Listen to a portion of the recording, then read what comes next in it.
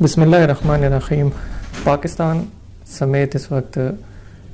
پوری دنیا میں ریکارڈ اضافہ دیکھنے میں آ رہا ہے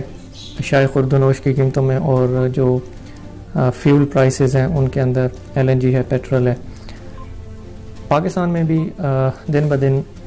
جو فیول پرائسز ہیں، الیکٹریسٹی کی پرائسز ہیں، لوڈ شیڈنگ ہے، ان تمام چیزوں میں اضافہ دیکھنے میں آ رہا ہے، اور جو کموڈیٹیز ہیں، اشیاء خوردونوش ہیں، ان میں بھی ایک بہت تیز اضافہ دیکھنے میں آ رہا ہے۔ تو آپ میڈیا کے اندر یہ چیز سنتے رہتے ہیں کہ جو ایک عالمی تناظر ہے یا جو روس اور یوکرین کے درمیان جو جنگ ہے، اس کے اثرات کچھ اس طرح کے ہیں کہ جو فیول پرائسز ہیں وہ بڑھ رہی ہیں، اور ایک عالمی سطح پر مہنگائی کا ایک سلسلہ ہے جو جاری ہے۔ آج کی اس نشست میں ہم اسی حوالے سے گفتگو کریں گے کہ روس اور یوکرین کی جو جنگ ہے، عالمی تناظر میں اس کے کیا اثرات ہیں، اور خاص طور پر پاکستان کے اوپر اس کے کس طرح کے اثرات پڑ رہے ہیں، مرتب ہو رہے ہیں۔ اس مختصر سی نشست میں آج ہم اس حوالے سے ایک جائزہ لیں گے۔ تو میری جو گفتگو ہے وہ 5 حوالوں سے ہوگی، اور میرا فوکس روس اور یوکرین کی جو جنگ کا امپیکٹ پاکستان پہ پڑ رہا ہے اس حوالے سے ہوگا۔ 5 پہلوؤں کو ہم دیکھیں گے۔ ایک،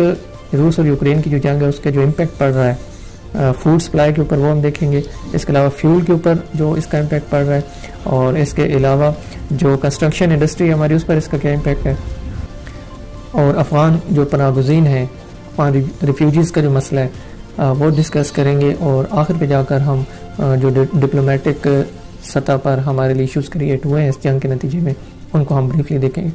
سب سے پہلے ہم فوڈ سپلائی کے اوپر اس جنگ کا جو امپیکٹ پڑ رہا ہے عالمی تناظر میں اور پاکستان میں خاص طور پر، اس کو دیکھتے ہیں۔ تو اس حوالے سے میں یہ بتاتا چلوں کہ روس اور یوکرین دونوں جو ہیں یہ عالمی منڈی کے فوڈ کے ایک بڑے سپلائرز میں ان کا شمار ہوتا ہے۔ خاص طور پر جو ویٹ کراپ ہے، یعنی ہماری جو گندم ہے، اس کے یہ دونوں ممالک جو ہیں بہت نمایاں عالمی سطح پر سپلائرز ہیں۔ تو اس جنگ کے بعد روس اور یوکرین کی طرف سے جو عالمی منڈی میں فوڈ کی سپلائی تھی وہ تعطل کا شکار ہوئی ہے، اور اس وجہ سے عالمی منڈی میں جو اشیاء خوردونوش ہیں ان کی ایک شارٹیج آپ دیکھنے میں آ رہی ہے، اور اس وجہ سے جو ڈیمانڈ ہے وہ بڑھ گئی ہے اور سپلائی کم ہے۔ تو جو اکانومی کا پرنسپل ہے اس کے مطابق ان تمام کموڈیٹیز کی پرائسز ہیں وہ عالمی منڈی میں بڑھتی جا رہی ہیں۔ اگر پاکستان کی بات کریں تو میں کچھ فیکٹس آپ کے سامنے رکھتا ہوں، اس سے آپ کو پاکستان کی سچویشن کا اندازہ زیادہ اچھے طریقے سے ہو سکتا ہے۔ 2020 میں